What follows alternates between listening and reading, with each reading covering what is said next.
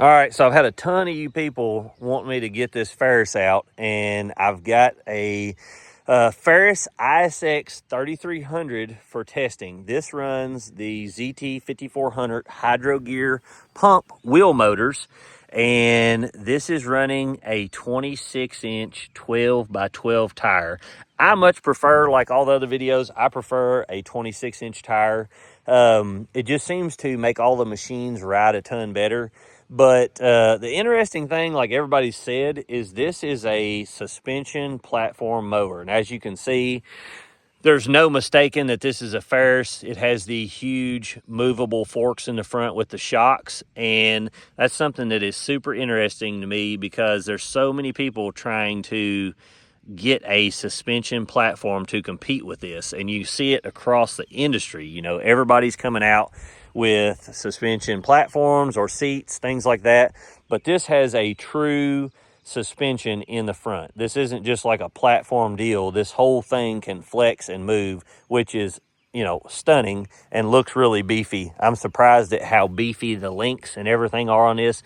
And I've seen them at the show, but it's always, you know, good to see them in person. This is running the 40 horse Vanguard motor. And one of the things that I want to say to you guys is there's two versions of this. And I've heard really good things about the electronic throttle, not electronic fuel injection. The newer ones are fuel injected. This is a fuel injected motor, but the actual throttle on this is electronic. So you still have the lever, and in previous years it had a rocker switch, which is switched now to this. So even though you move this lever, there's not an actual cable in there that goes back, as you've seen on some mowers, that pulls the throttle to and from, correct? It's basically electronic. And from what everybody's telling me, that is so much faster to keep your RPM, and you don't get the governor drop like you do with the cable machines. So I'm excited to test that in some thicker grass. And I've got Blake here who I'm going to let tell you more about this mower, and I'm going to kind of show you some of the points on it as he talks about it, and show you under the deck. I know I gave them a lot, but you just give them the rest of the rundown. Sure, yeah. So like you were saying, the suspension is completely independent all the way around. It's our forefront suspension. It's been redesigned in the last few years. Gives you several inches of travel in the front. The rear is on a cradle system. So all four shocks are adjustable. So you can really fine tune to your yard where we want it to be softer or stiffer. And all wheels will kind of travel independently there. That is sweet. Yeah, 11 gallon fuel capacity. You've got a switch right behind the seat. You can reach back there and turn it over. Enough fuel to run all day. Phone charger on your dash cluster there with the key switch. Oh, it's got a USB-C and a USB-A. Yeah, water resistant, waterproof. Right. You don't have to worry about that. That is nice that they put that rubber puck up there. If you guys can see, there's a rubber faceplate here. So when it drops down, of course, it's been raining cats and dogs here, but it kind of keeps that moisture from being out there. Now this, like he was showing, has the rocker switch, so you do have to switch tanks on each side. And this has the oil guard on it. So what is it 500 hours? Yeah, so with your oil guard, it's a 500-hour oil change. It holds 5 quarts of oil. The engine has 2 oil pumps in it. Okay. It circulates 5 ounces at any given moment. The reason you want that, it keeps the oil about 30% cooler. Right. You got a lot more longevity in it. Right. Also, though, if you're doing hillsides with a traditional engine, you do a hillside, the high side cylinder will be dry. Right. Just because of gravity. With 2 oil pumps, you'll never have that issue. Right. Both cylinders will be lubricated at the same time in any condition of angle. So. And this is what we're talking about. When you see these Vanguards with these big tanks, it's basically taking little bits, like he said, 5 ounces of oil, and micro filtering it in between while it's cycling the other oil through there. Whereas a regular oil filter, everything runs through it, but it has to flow at a certain percentage, and it can't filter it down hard enough to truly filter it to where it cleans the oil. This cleans the oil.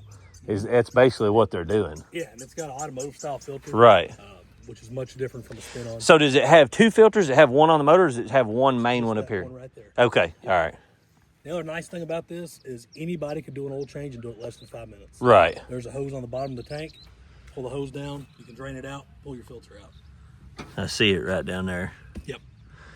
And then this is just, is this a one and done deal like some of the other ones, like the 5 quarts are in the thing and you drop it down there, or do you put the 5 quarts in and change the filter here? 5 quarts in, then change your filter. Okay, all right. Yep. So I'll show you guys around this. This has the ICD cutting deck. And on this, to take the blades off, is it basically just one? Yeah, you just take the bolt off and pull it out. That's pretty baffled. I mean, the baffles go pretty far forward in that. This is a new deck for us. Okay. It came out last year. We had the ICD deck. Originally, this is ICD Plus. It's a 60 inch instead of a 61. Okay. What they did is they made the deck wider and brung it in a little bit. You get a lot more blade overlap. Okay. So some complaints that we had in the past were getting a little mohawks. Okay. Depending on condition, essentially. Right. So to fix that, what they did, again, you get more blade overlap, better baffling, and then a wider Shoot. Yeah. So you have a real wide opening there, similar to how Skag would be. Right. I wasn't going to say that, but if you did, Yeah, I mean, Skag has a wide opening. They do. It looks identical to that, and I'll show you guys that. But as you can see here, this opening, what we're talking about, some mowers have a very narrow discharge. Now, that is not necessarily bad when you're doing weekly cuts, but one of the things that helps with the wide chute is the more grass you get in there, the faster you can kick it out without it running back into itself. So when you've got a chute that's this wide, you've got that much more surface that it has to travel around and kick into itself again before it can shoot it out. So the wide deck opening should help with bigger, thicker grass and things of that nature. Now, I notice you've got grease fittings all around the top areas, and you've got them in is basically everything on here a grease zerk? Yeah, for the most part, any kind of joint, anything moving, we do recommend greasing about every 8 hours of use. If you're using this thing daily, you could do it once a week. Right. But guys that are, on Saturday mowing their own grass, about every 8 hours. What did you say the warranty is on this? It's 2-year unlimited hour, 4-year 500. Does that change from homeowner to professional, or is it same across the board? Same across the board, doesn't matter. Okay, all right. Some companies will do like differentiate it because they know professionals are going to be using it hardcore. So now on this oil change, and I think what everybody said in the industry, when you buy this motor, you do not have to change it for 500 hours. Yeah, no break-in. No break-in, right. That's another thing. So if you think about a normal mower, most time the break-in is 50 to 100 hours. So and then it's about 200 to 300 after that, depending on the oil type that you're using. Some mowers will have different variants in there if you're using a synthetic. But this is 500 hours. So if you're a homeowner and you buy a Ferris, the expense, that you're going to pay in this for the difference up front, you're going to save it on the long term because you're hardly ever going to change your oil. I mean, I've had some mowers for 2 or 3 years and still not got 500 hours on them. So you might not ever change your oil in there as a homeowner. I mean, that's just absolutely crazy. I'm sure they want you to change it every year if you don't, do they? Yeah, I would say once a year or 500 hours. Right. Just like a car. Right. That's because, I'm not even going to get into that. But now as far as the seat and stuff, what is this? Oh, that's your parking brake. Okay, so yeah, once you're on there, pull your brake off, lap bars in, you're ready to go. Okay, all right. I do like how that's sitting right there. That's handy. And then this, of course, will scoot your seat backwards and forwards. You can set your dial. And then under this seat, you can see here, there's a suspension, bladder, like on a lot of others. So you have a full platform with suspension front and rear, and then you've got the seat on here too that gives you even more. So you're going to have a very, very good ride on this, and they've redone this seat. It has a lot of bolstering and stuff in it. You can tell how padded and how cushioned that is. Now you guys' roll bar seems shorter. Is that shorter than most others, or is that pretty normal? It's pretty normal. Okay. Yeah. I don't know. I guess that seat's so big it looks. There's a standard that has to. There's an angle it has to go from here to the top of that. Okay. All right. I can look that up for you. All right. Is there anything else that now on this deck, is this 2 belts on the deck and 1 going back? Correct. So 3 belts on the deck. And these are bolted here. And I'm guessing they put this rubber garment so the deck can only go so far up and then it'll stop itself. Yep.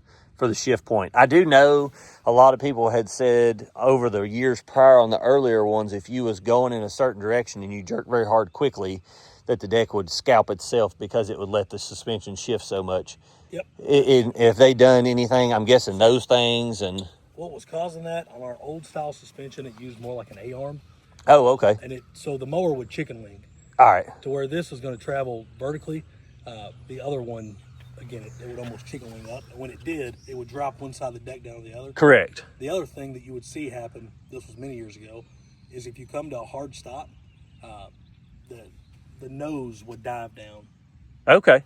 If that makes sense. And that might be what I've heard people talk about. Like I said, it's hard for me to remember, but I know over the years, I do know people would say if you want to test it out, go in reverse wide open and jerk the wheel one way and it'll kick the thing up. But like I said, I see these little bump stops here, which is going to stop a lot of that stuff too. So I'll be interested to see how that does, which, you know, like I said, I'm sure that's going to be more for a professional.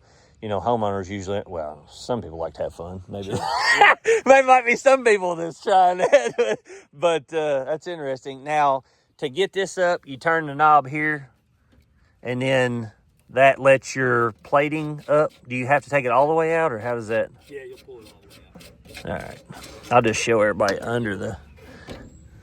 So that's how you would get down to your pulleys and stuff. So you've got 2 idlers, 2 tensioners on there, right? Yep. And that's for each belt. And then I noticed the center one was higher.